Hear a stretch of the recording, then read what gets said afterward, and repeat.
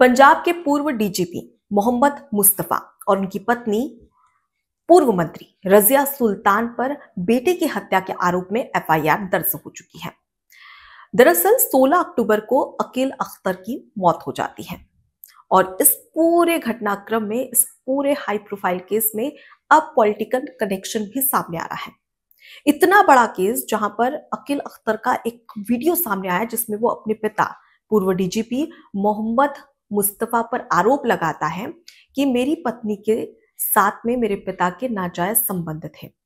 और इतना बड़ा केस वीडियो सामने आ चुका है, ये केस पूरे तरीके से एक अलग मोड़ पर जा चुका है, लेकिन विपक्ष इस पर चुप्पी साधे हैं। आखिर क्यों? ना इस पर राहुल गांधी, ना अखिलेश यादव और ना ही आम आदमी पार्टी की ओर से अरविंद केजरीवाल का कोई भी बयान सामने आ रहा है। इतना हाई प्रोफाइल केस जिसमें जब भी देखते कोई बड़ा केस होता है तो विपक्ष टूट पड़ता है, लेकिन अकील अख्तर का वीडियो सामने आने के बाद में अब विपक्ष चुप्पी साधे है। इसके पीछे का कारण क्या है और आखिर अकील अख्तर का वो कौन सा वीडियो है जिसमें वो खुद साफ तौर पर अपने पिता, अपनी माँ, अपनी पत्नी और अपनी बहन पर गंभीर आरोप लगा रहे हैं। और पुलिस की जांच फिलहाल कहां तक पहुंची और विपक्ष इस पर चुप्पी क्यों साध रहा है, एक राजनीतिक खामोशी क्यों देखने को मिल रहा है, इसके पीछे का कारण क्या है, आज इस पूरे मुद्दे पर विस्तार से बात करने वाले हैं। सबसे पहले बात करेंगे अकील अख्तर की, जो कि अब इस दुनिया में नहीं है। दरअसल 16 अक्टूबर को पंचकुला, हरियाणा के पंचकुला में करीब रात 9 बजे अकील अख्तर की मौत हो जाती है।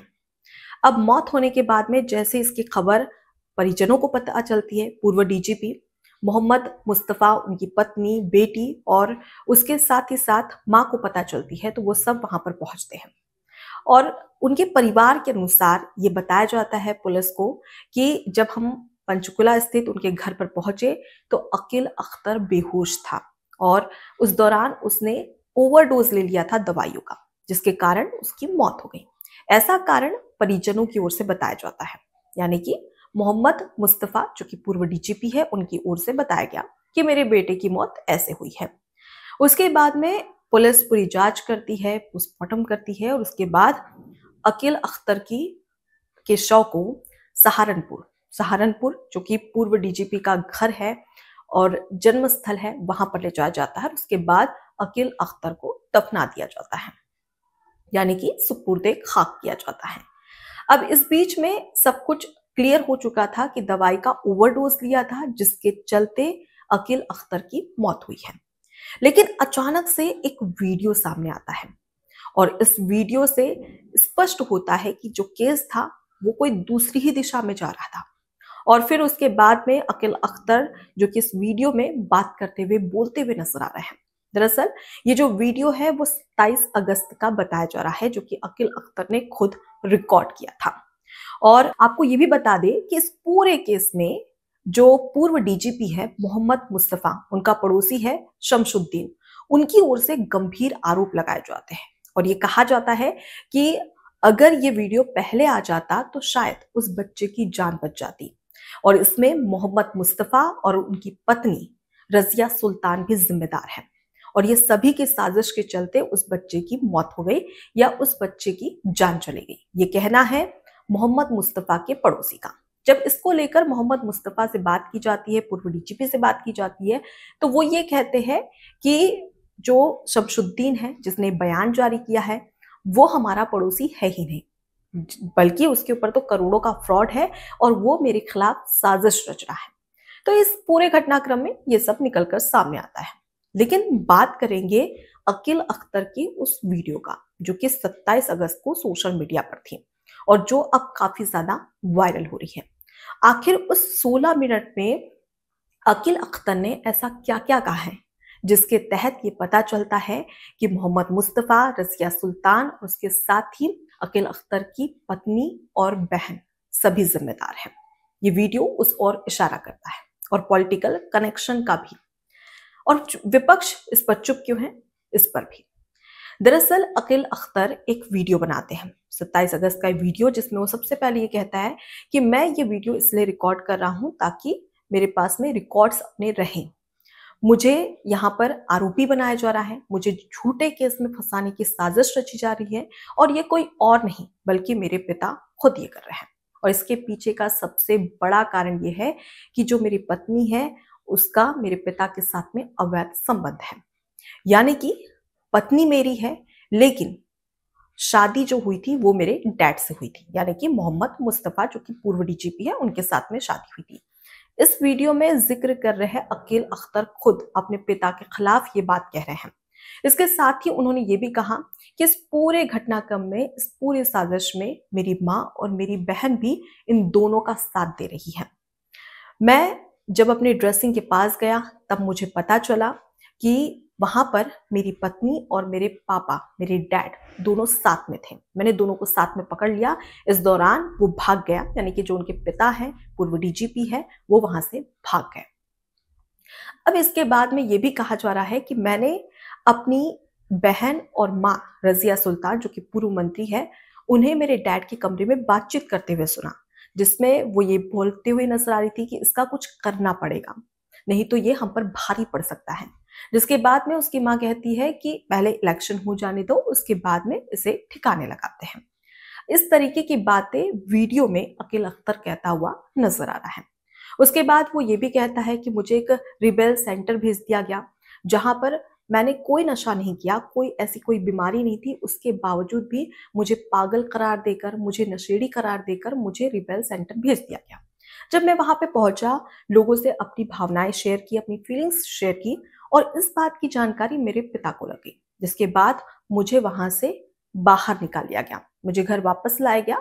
और उसके बाद मुझे ये कहा गया कि तुमने बहुत ज्यादा नशा कर लिया है और तमाम जो गैंगस्टर है उनके साथ में तुम्हारे रिलेशन है, और ऐसे में मुझे गलत केस में फंसाने की कोशिश की गई। और ये पूरी जो साजिश रची जा रही थी वो मेरी बहन, मेरी पत्नी, मेरे माता पिता की ओर से रची जा रही थी, और मुझे पागल करार करने की कोशिशें भी की जा रही थी। मैं पागल नहीं था, उसके बावजूद भी मुझे कई ऐसी मेडिसिन, ऐसी दवाइयां दी गई जिससे कि मेरे दिमाग पर इसका असर हो। ये कहना है अकील अख्तर का, और इसी वजह से ये कोशिश कर रहे हैं कि जैसे तैसे में मैं मर जाऊं, मेरी मौत हो जाए, और इसी की प्लानिंग ये लगातार करते हुए दिखाई दे रहे हैं। अब ये सारा जो घटनाक्रम है वो पूरा वीडियो में रिकॉर्ड हो जाता है। ये पूरा जो वीडियो है वो 16 मिनट का है, सोशल मीडिया पर लगातार वायरल भी हो रहा है। अब इन सब के बीच में मैं बार बार ये क्यों कह रही हूं कि इसमें पॉलिटिकल कनेक्शन सामने आ रहा है, वो इसलिए क्योंकि पूर्व डीजीपी मोहम्मद मुस्तफा, जिनका कनेक्शन काफी अच्छा कांग्रेस के साथ में था, दरअसल पंजाब के पूर्व मुख्यमंत्री कैप्टन अमरिंदर सिंह के साथ में पूर्व डीजीपी मोहम्मद मुस्तफा के काफी अच्छे रिलेशन थे। लेकिन बाद में यह सामने आया कि अपने जूनियर को पंजाब का डीजीपी बनाए जाने को लेकर कैप्टन अमरिंदर सिंह साजिश रच रहे थे, जिसके खिलाफ मोहम्मद मुस्तफा कोर्ट तक पहुंचे, कोर्ट में शिकायत तक की। उसके बाद में ये केस रफा दफा हुआ। उसके बाद में ये भी कहा जाता है कि मोहम्मद मुस्तफा कांग्रेस में काफी ज्यादा सक्रिय हो गए।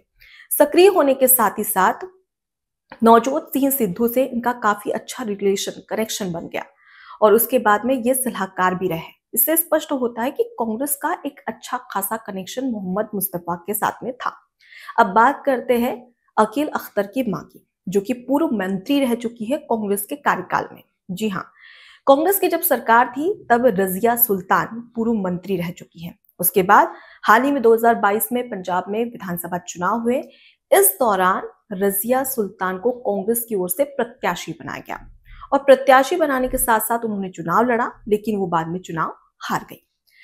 अब इसके बाद में बात करते हैं अकील अख्तर की पत्नी की, जो कि पंजाब वक्फ बोर्ड की चेयरपर्सन है। जी हाँ, 4 साल पहले ही इन्हें चेयरपर्सन बनाया गया, और ये जो चेयरपर्सन का जो पद था, ये जो नियुक्ति थी, वो भी काफी ज्यादा सुर्खियों में थी।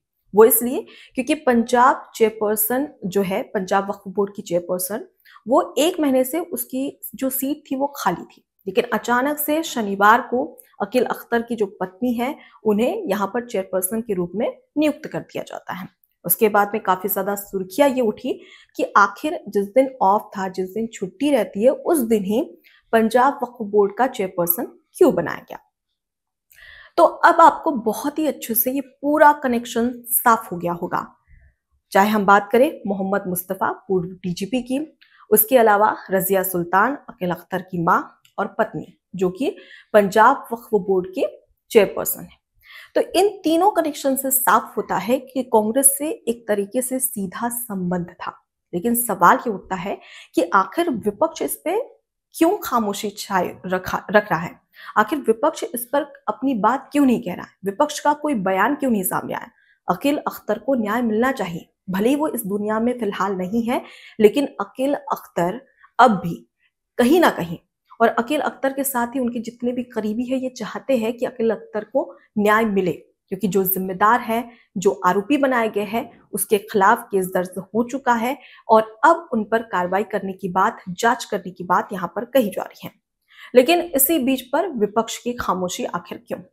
साफ है कि कांग्रेस का कनेक्शन नजर आ रहा है। दूसरी चीज ये कि जब भी कोई भी मुस्लिम के कोई बड़े केसेस रहते हैं, उसमें विपक्ष बहुत कम बोलता हुआ नजर आता है। एक तरीके से कहा जा सकता है कि विपक्ष खामोश ही हो जाता है। क्यों? क्योंकि विपक्ष का सबसे बड़ा वोट बैंक होता है मुस्लिम वोटर्स, जिसे ये कभी भी खत्म नहीं करना चाहते और कभी भी उसे ठेस नहीं पहुंचाना चाहते, और यही सबसे बड़ा कारण शायद सामने आ रहा है। इसी वजह से विपक्ष चुप्पी साधे है। अगर हम कोलकाता के रेप केस की बात करें, या इसके अलावा हाल ही में पश्चिम बंगाल के दुर्गापुर में एक मेडिकल छात्रा के साथ में रेप हुआ, उसका केस ही क्यों ना हो, इस पर भी विपक्ष चुप्पी साधे हुए हैं। अब इससे साफ जाहिर होता है कि विपक्ष आखिर क्यों चुप्पी साध रहा है। वो इसलिए क्योंकि मुस्लिम वोट बैंक हासिल करना है इसी तरीके से।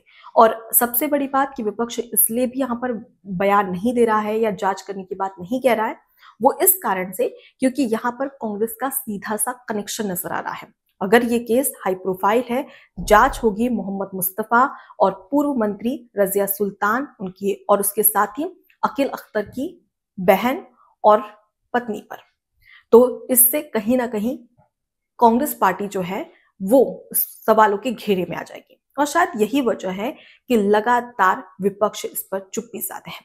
लेकिन देखना दिलचस्प होगा कि आखिर अकील अख्तर के केस में और कौन सा नया मोड़ आता है और क्या अकील अख्तर को न्याय मिल पाता है या नहीं। एबीसी हिंदी न्यूज, आज ही जुड़िए हर खबर के साथ।